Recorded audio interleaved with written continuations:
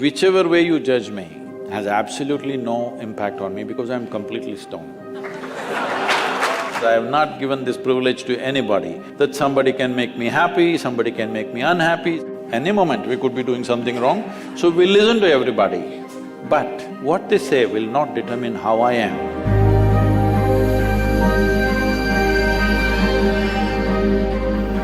So Sadhguru, sometime back I happened to be in a situation where a friend of mine was drunk.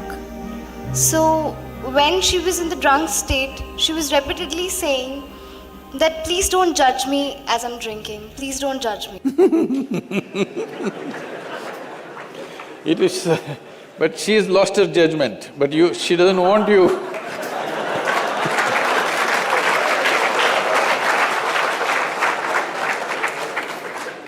So my question is, whether it is alcohol or not, in life, why are we so apprehensive about being judged by others? And how can we not let this come on our way of being happy?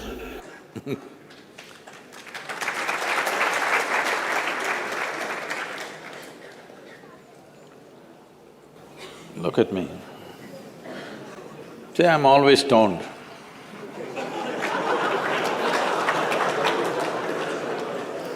Never touched a substance, but always stoned. You can judge me whichever way you want.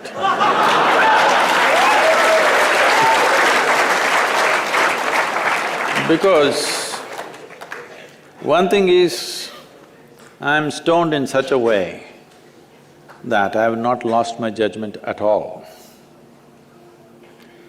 And at the same time, whichever way you judge me has absolutely no impact on me because I'm completely stoned.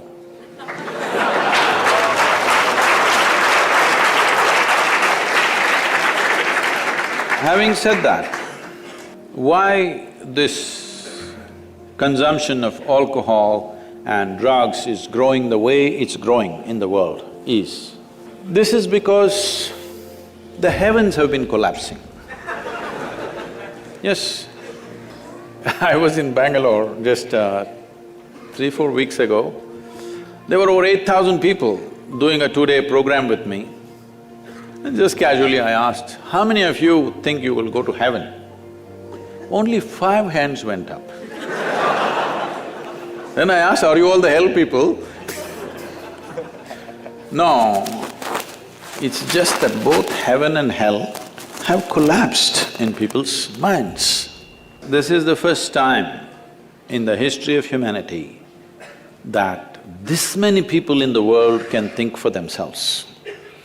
Otherwise, your priest, your mullah, your pandit or a book was thinking for you. The first time that so many people can think for themselves. Are they thinking right, thinking wrong? There are many issues about that. But they're thinking right, thinking wrong, but they're thinking. So all illogical things are naturally collapsing. Still, this generation has not fully walked away from it, still there is fear. They can't openly say, there's no goddamn hell or heaven. They're still fearful about it, but they're trying to make a little heaven for themselves here. So, hey, wait. So naturally, when they're not able to do it for themselves out of their own intelligence, they will fall back on chemicals. Today, just to take very affluent societies, because every society is aspiring to be like that, let's say you take United States, which is the most affluent nation on the planet right now. 70% of US population is on prescription medication. Another 30%, of course, buying it off the back streets.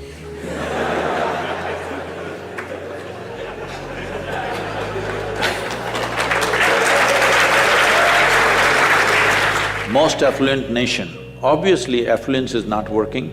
To be healthful, you need chemicals. To be joyful, you need chemicals. To be peaceful, you need chemicals. To be ecstatic, of course,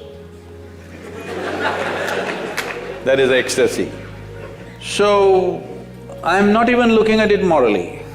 It's never a moral issue for me. If 90% of this population right now is on chemicals, believe me, the next generation that we produce will be a generation which is much less than us.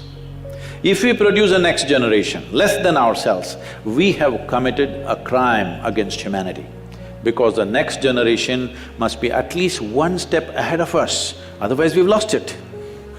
We've lost the entire process of civilization when we produce a next generation which is actually less than us.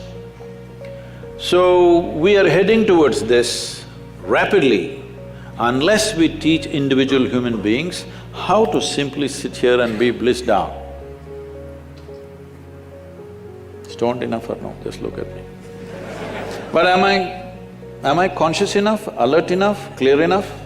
If there was a way to intoxicate yourself without losing your judgment, without losing your awareness, without losing your intelligence, it's a great thing. Intoxication is a fantastic thing. Only problem is, it takes away your judgment, it takes away your intelligence, incapacitates you. That is the problem, isn't it? Is it true? Ask anybody, you're not in the medical sciences, but ask anybody, is it true that this body here is the greatest chemical factory in the universe right now? The universe that we know at least? Only problem is you're a lousy manager. If you know how to manage this, you would be like me, always blissed out. Anybody can say what they want, anybody can do what they want. This is like this only. Because I have not given this privilege to anybody, that somebody can make me happy, somebody can make me unhappy, somebody can make me miserable. Right now, you are a consequence of other people's opinions. Where do you plan to go like this? Anybody can ruin you. You went outside, somebody told you, Shreya, you are the most wonderful human being we have seen. Then you were floating on that cloud, what number? What number? 9.